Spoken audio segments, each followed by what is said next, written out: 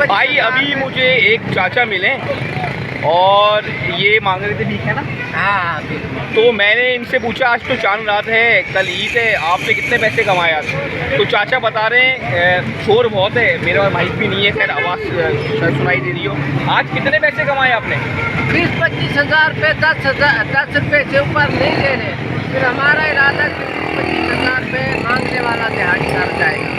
आज कितनी दिहाड़ी बनाई? 3-4 हज़ार तो हो गई होगी। नहीं ऊपर है अल्लाह की तरफ। अल्लाह का करम है। कब निकले थे? निकले कब थे? ये नमाज के टाइम। भाई अल्हम्दुलिल्लाह चाचा जुमे की नमाज के टाइम निकले थे। हाँ। और अभी तकरीबन 10 बज रहे। 10 बज रहे।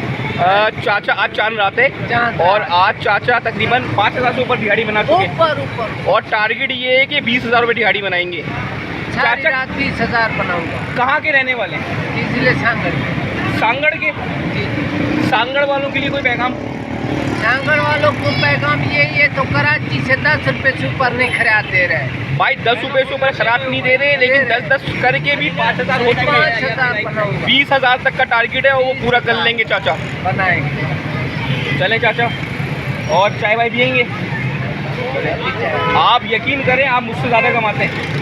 आप सेठ आदमी हैं, आप कराची के पढ़े लिखे आदमी से ज़्यादा कमाते हैं। चलें, खुश रहें, आबाद रहें। कराची सबका है, लेकिन कराची का कोई नहीं है।